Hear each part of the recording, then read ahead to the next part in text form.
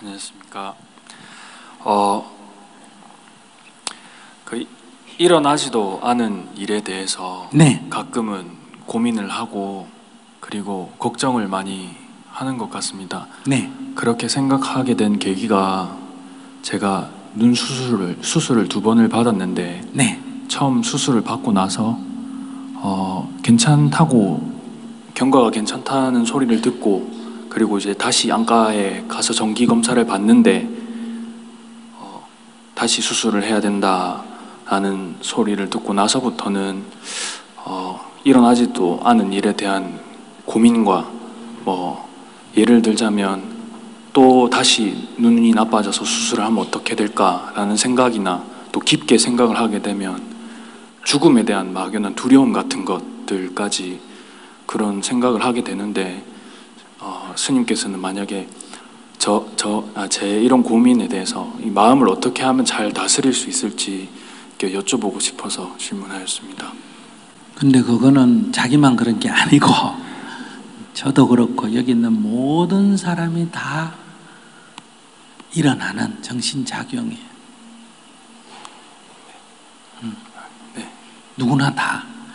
시험 치기 전이 어때요? 잘 못 칠까 싶어서 조마조마하고 또 내일 무슨 일이 있으면 잘못될까 싶어서 오늘 잠 못 이루고 마이크 들고 일어나면 뭐 혹시 실수할까 싶어가 덜덜덜덜덜 떨려가 아까는 분명히 좋은 생각했는데 생각도 안 나고 이런 거는 누구나 다 겪는 일이라서 특별한 일은 아니에요.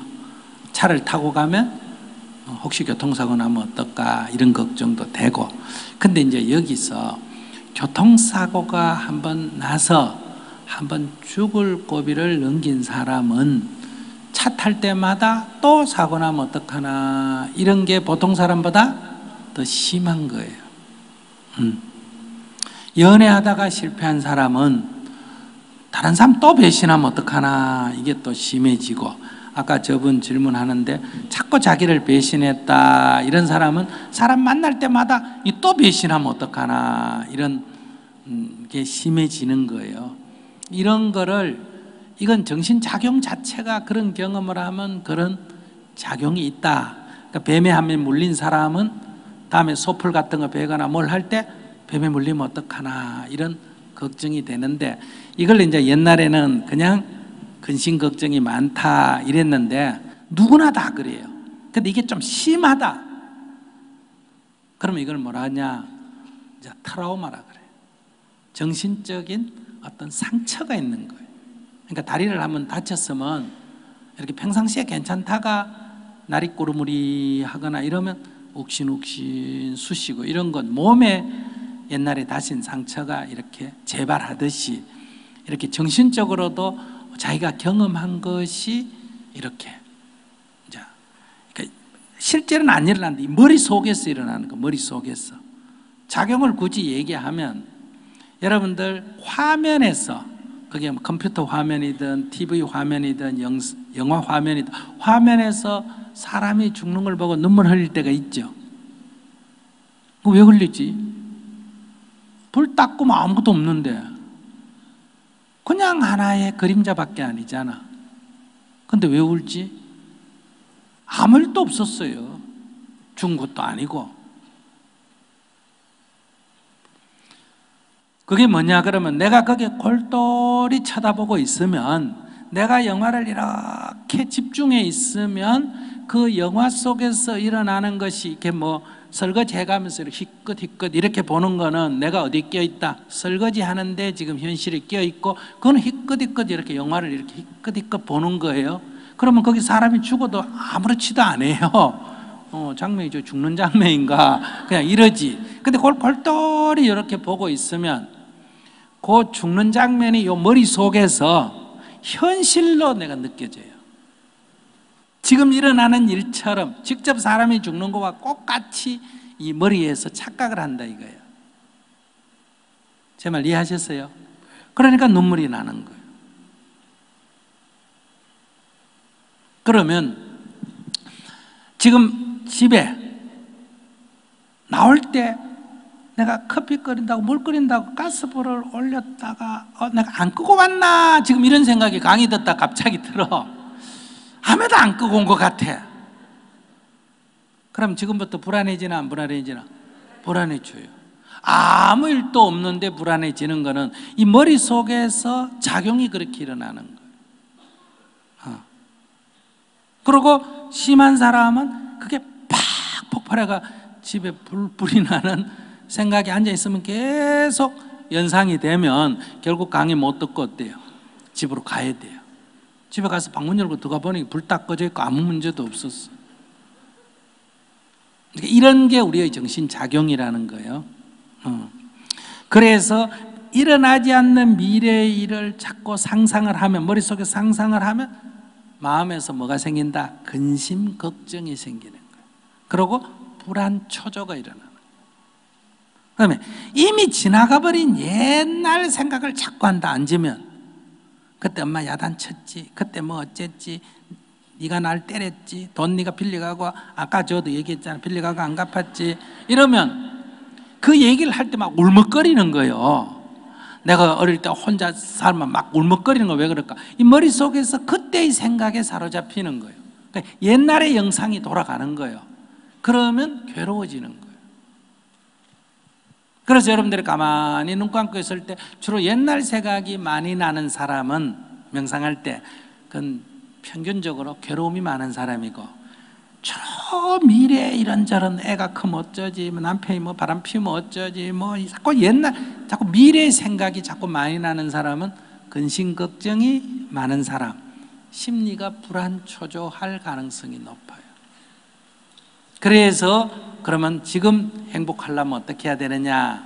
지금 여기 깨어 있어야 한다.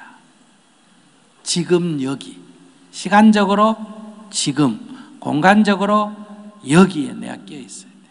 그래서 숨이 나갈 때는 날숨을 알아차리고 숨이 들어올 때는 들숨을 알아차린다.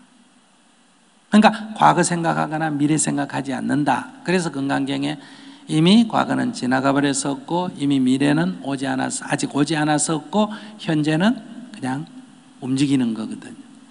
그래서 찰나 지나가면 이미 과거요, 찰나 전은 이미 미래이기 때문에 항상 지금 찰나 여기 깨어 있어라. 그러면 괴로울 일도 없고 불안할 일도 없다. 그러니 자기가 그걸 딱 알아차려야 돼요. 내가 불안하다 하면 내가 상상 속에 빠졌구나, 이렇게. 내가 괴롭다 하면 옛날 필름 돌리고 있구나. 알았어요? 지금 아까 질문하면서 다 옛날 필름 돌리잖아. 어릴 때요 남편이 어쩌고 애가 말한다 그러면 이런 옛날 필름을 돌려가 보고 우는 거예요.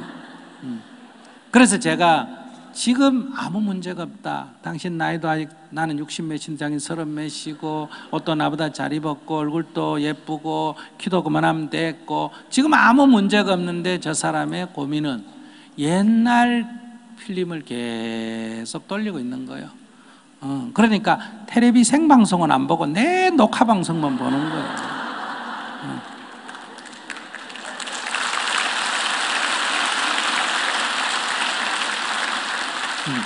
그러면 이런 누구나 다 이 자동으로 녹화가 된 게 돌아갑니다. 아시겠죠?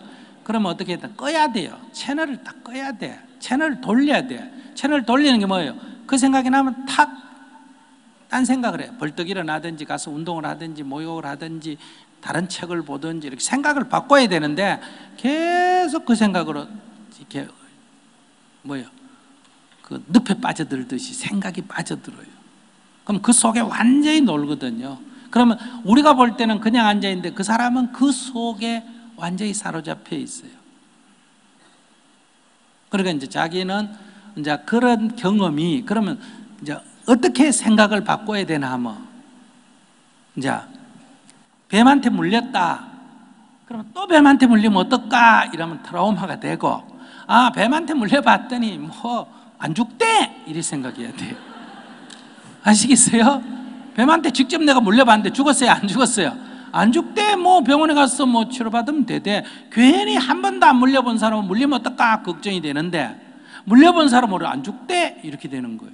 교통사고 난 사람들도 또 나면 어떨까 이러면 트라우마고 한번 당해봤는데 뭐 조심해야 되겠더라 이렇게 경험화시키는 거예요.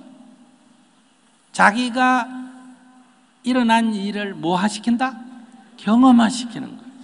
그러니까 저건 다 이게 트라우마, 상처화해가 움켜쥐고 있는 거예요. 상처해가 움켜쥐고 있으면 이게 빚이 되는 거예요. 그래서 앞으로 살아가는데 장애가 되는데 경험화시키면 어떠냐? 앞으로 사는데 나한테 자산이 돼요. 그거 내 해봤는데 안 죽더라. 그거 뭐 이렇게 남자가 여자가 뭐 나를 좋아하다 가고 이렇게 하다 보니까 경험한 사람은 한 3번 4번 바꿔보니까 사람 어떻게 사귀어야 될지 내가 좀 경험을 터득했잖아, 그죠? 그리고 또 여러 사람 만나봤잖아. 이게 다 복이에요. 왜 웃어? 아니 처음에 한 사람 만나가 연애가 결혼하면 죽을 때까지 한 사람밖에 모르잖아. 근데 그렇다고 내가 이것저것 바꾸면 바람났다 그러잖아. 도덕적으로 비난받는데 지가 알아서 적당하게 떠나주고 하니까 나는 욕도 안 얻어먹고 동정받으면서 나는 계속 이렇게 다른 사람을 사귈 권리가 있잖아. 그래서 제가 남편 죽고 막 울면 뭐 이렇게 가서 뭐 괜찮다 이래도 막 스님 몰라요 이래 자꾸 울어서 하면 내가 귀에 대놓고 이러지. 닌 좋겠다. 시집 한 번 더 갈 수 있네. 남편이 죽었다는 건 내가 죽인 것도 아니고 지가 알아서 죽었잖아. 그래서 나한테 잘못된 게 아무것도 없어. 나한테는 선택권이 주어져 있어. 스님처럼 혼자 살 권리도 생겼고 또 결혼하고 싶으면 뭐다? 한 번 더 할 수 있는 기회도 생겼고, 전에 술 먹었다면 이제 안 먹는 남자를 구할 수도 있고, 전에는 인물 보고 했는데 인물이 밥 먹여주는 거 아니더라 이렇게 이제 할 수 있는 권리도 생겼고, 그러니까 경험화시키면 자산이 되는 거예요. 근데 이것이 이제 수행입니다. 이거를 빚으로 안을 거냐, 이거를 자산으로 간직할 거냐 하는 거는 그거를 경험화할 거냐 상처로 간직할 거냐는 문제예요. 자기는 지금 상처로 간직하고 있으니 인생의 큰 빚이요. 앞으로 살아가는데 그게 큰 장애가 될 거예요. 그래 좋으니까 많이 들고 다니세요. 감사합니다. 자기가 들고 다니겠다는데 내가 뭐라 그러겠어요.